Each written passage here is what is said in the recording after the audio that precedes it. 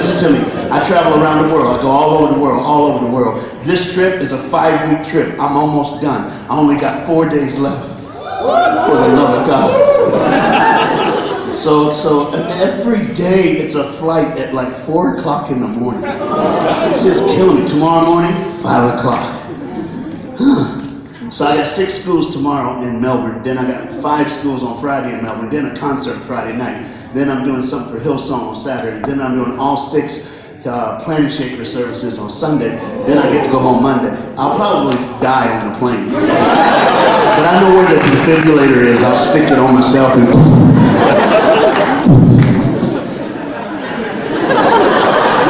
Check this out, okay? Because I travel all the time, some of you don't even do it. Don't even do it. Some of y'all are pretending like I ain't funny. I am the funniest black man you'll ever meet in your life. You just go ahead and have yourself a good time. Some of you like you scared to be in church. Some of you like, how did I end up here? It'll be all right. I'm good. I'm really good. Matter of fact, let me see. I had somebody tonight go, what did you do in schools? What do you tell kids at school? Oh, it's easy. I tell them about the meaning of life. Like boys and girls are different. Like if one girl has to go to the bathroom, 2 girls get to go with her. You'll never see a boy go, ooh, I gotta go. Hey, Steve, let's go pee-pee. All right? Or like, you ever like get your toothbrush and toothpaste and the toothpaste falls off? Girls, you know what they do? They wash it out. Who does that? And they get more toothpaste and start over. Are you kidding? Brothers, what do? Scoop it up. Who cares if your daddy shaves? Scoop it up anyway, all right? Go to school, got hair on your teeth. Right there, you nasty, all right? All right, look at that. That's it. I told them like this. Everybody say, life is a roller coaster. I got stuck upside down on a roller coaster once. It was not good. I'm too big to be upside down. All my fat was rolling toward my head. I was trying to push it down. I could hear it on the news. Fat man died on a roller coaster. Then the girl in front of me, she threw up, and the wind was blowing in my direction. I can't duck, and if I could duck, my belly button would give me a hickey on my forehead. That ain't good. Just not good, not good at all, not good. And you know what I told those kids? It's simple. I just told them, some days you're on top of the hill and everything's great. Some days you're going downhill so fast you want to quit. But never give up on the ride of life because they'll fix the ride. The only question is, will you be on the ride when they fix it? That's good, isn't it? I know, thank you. I know. So watch this. I'm not lying, I'm telling the truth. Here's how it went. I had to go to New Zealand about a year ago. And to get to New Zealand from where I live, you get on a plane in Florida and you fly to Texas. From Texas, you go to California. From California, you go to New Zealand. Let me break it down in time. It's 2 hours from Florida to Texas, 4.5 hours from Texas to California, 15 hours and 59 minutes from California to New Zealand. Except you got free movies, which is cool. So the first flight, everything was cool. So I'm in Texas. So I get on a plane in Texas. That's where it went wrong. The plane broke. Okay, now wait, look, I got a girl going, oh my God, he in a crash. No, I've never been in a plane crash. I'm too big to be in a plane crash. Big people don't survive plane crashes. If I'm in a plane crash, I'm dead, and whoever's sitting beside me, she dead too, all right? I'm just saying, this is the way it is. The plane never left the ground. It just broke on the ground, so they took it back to the hangar. They tried to fix it. When they finally got it fixed, it was 3 hours later. I get to California. I had to run from one terminal to the other to catch my flight to get to New Zealand. I don't know if you've watched people run in the airport. It's pretty cool, but I'm pretty sure you ain't never seen a 300-pound black man running through the airport, because that's awesome, all right? All you can hear is, look out! No, women grabbing their purses, people were grabbing children. Some dude yelled, ISIS is coming. I didn't know what he was trying to say. I didn't have time to ask him, no. I had to get there. When I got there in New Zealand, I was tired. I'm like, the lady's like, are you all right? I'm like, she said, are you going to New Zealand? I'm like, she said, the plane's gone. I said, what? She said, the plane's gone. I said, you left me? You can't leave me. I need to get her. She goes, sir, what's your name? I said, my name, Reggie. She said, what's your last name? I said, Dabbs. She said, oh, Mr. Dabbs, it's okay. I got a note for you. We called New Zealand. We pushed your school tour. Everything's fine. We got you on the flight tomorrow. Matter of fact, we got you a hotel. And look, see that? There was a double door, and it was all glass. And they said, see that limousine? He's your driver. He'll take you anywhere you want to go. I said, what? That limousine mine? She, I said, all right. Okay, now look, I'm in California with a limousine driver. You know good and well I didn't go straight to no hotel. You know where I did. You in California with a limousine driver? I went to McDonald's. Brother got to eat, all right? But when I got to the hotel, I was tired, dude. I was tired. It was late. It was like 3 a.m. I got to go to bed. And I went to sleep. Anybody ever sleeping really good and then something wake you up? I hate that. It was the voice in my head. The voice in my head said, uh-oh. And I answered it, uh-oh what? And that's what happened. Listen to me, people. I ain't lying. I'm telling you the truth. I was in San Francisco, California, in a hotel called the Embassy Suite Hotel. I was in an earthquake. No, y'all, everything started shaking. My bed shaking, the curtain shaking, the TV shaking, Reggie shaking. All I could do, I was like, oh my God. All I could think of was, I'm on the 12th floor. I wonder who under me on the 11th floor. Whoever it is, they're gonna die. So I jumped out of bed. I was like, ah! By the time I jumped up and went, ah! It was over. It was over. I'm standing there. I'm like, what was that? So I did what you would do. I grabbed the remote, turned on the TV. It was early morning news. Anybody ever watch early morning news? Some of them people are useless. Like the weather dude. He was like, did y'all feel that? That was an earthquake. It's going to be sunny and 21 today. So I had to know. So I had my iPad. So I went on my iPad and I typed in earthquake and hit search. I don't know if you have an iPad. I don't know if you ever done this. When I hit search, first thing came up said this: earthquake, 6.8 on the Richter scale. Thousands dead, thousands injured. Father loved son, December 7th, 1988. Still I read it again. Earthquake. 6.8 on the Richter scale. Thousands dead, thousands injured. Father loved son. What's that got to do with anything? Father loved son. It's an earthquake. Father loved son. Now I'm like, what is this? So I did what anybody would do. On an iPad, if you touch it on the search screen, it will take you there. So all I did was touch Father loved son, and it said this: on December 7th, 1988, a dad opened the door to his son's bedroom.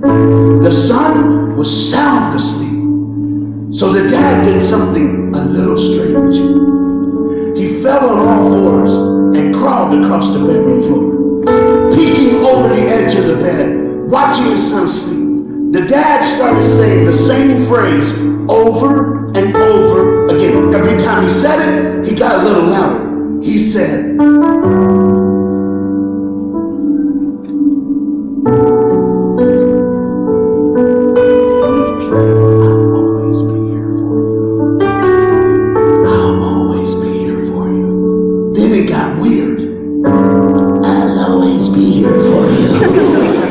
no, it didn't. I just decided to do that.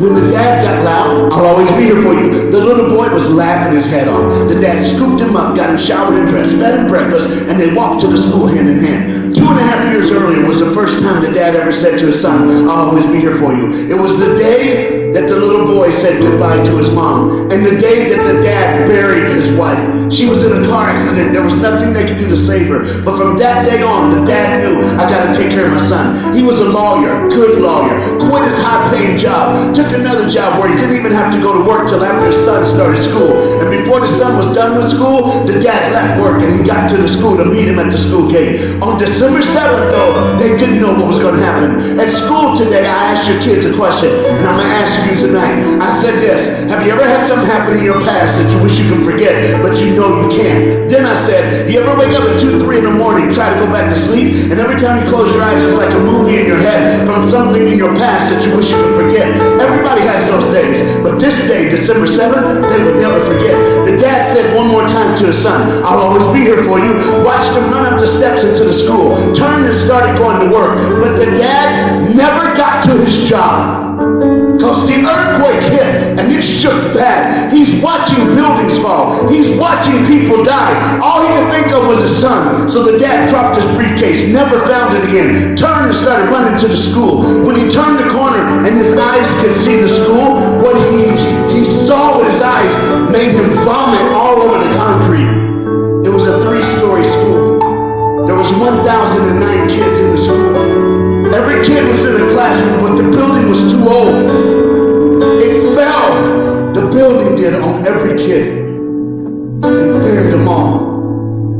The dad ran down to the gate. He had just said goodbye to his son. He closed his eyes and he thought back to the first day of school. Why the first day of school? Because on the first day of school, he didn't just take his son to the gate. He walked into his classroom. So the dad knew, 1, 8 steps to get in the building, turn left. 29 steps down the hall, turn right. 13 steps, turn left, and he's in front of the building. He still was outside, so the dad started digging. I looked this up 5 different times to make sure it was right. He dug for 2, 5, 9, 12, 15 hours. After 15 hours, he stopped because he couldn't feel his hands. When he looked down, blood everywhere. The sharp rocks and glass had cut his hands, so he took his shirt off, wrapped his left hand in it, took his t-shirt off, wrapped his right hand, and kept digging. 15 became 24, an entire day and night he dug. 24 became 27, 32, 35, 39 hours. It was a piece of concrete. He couldn't move, so he found a piece of iron, shoved it in the crack of that concrete, somehow moved it over. It was a hole. He had dug for 39 hours. He couldn't dig anymore, so he put his head as deep in the hole as he could, and he yelled, "Son!" The second time he yelled, "Son!" Before he could yell a third time, his son screamed back, "Dad! I told him you'd come. I told him you'd come." The dad started weeping. He put his hand in the hole and said, "Grab my hand." The boy said, "I can't." He said, "Are you stuck?" The boy said, "No." He said, "What's wrong, son?" And the boy said, "Dad, you gotta take my friends first." And he felt the hand, and the dad pulled the kid out, and another, and another, and another. 23 times he reached in the hole. Every time he pulled out a kid, and on the 23rd time, his son grabbed his hand and said, "I'm by myself." And he pulled him out of the hole. I'm sitting on the edge of my bed at the Embassy Suite Hotel in California, and I'm reading this story, and I realized the voice in my head was asking me a question. The voice in my head was going, "Who did you up, Reggie? Who come for you, Reggie? Who saved you, Reggie? Who'd be there for you?" For those of you who are new, the 22nd version, dude, I'm not special. I'm not nothing great. The bottom line is simply this: I'm just a brother from another mother. Literally, all right? I was 8 years old when I was told I was in foster care. I was 8 years old when I was told that my mom kept my brother, his name is Keith, and my 2 sisters, Anna and Jenna. I don't even know them, because my mom said that I was a mistake, and I should have never been born, and she hated the day that I was born. So from 8 years old to 21 years old, I became highly suicidal. But don't worry about it. I told you already, I'm 54, but something happened. I was 12 years old when my foster care dad walked in my bedroom because he heard me crying. And he told me that he would love me till the day he died. Then he told me that there was a man named Jesus who wasn't like my real mom. That Jesus said that I was worth dying for.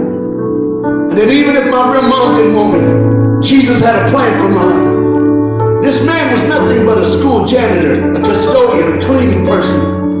When he died of a brain aneurysm.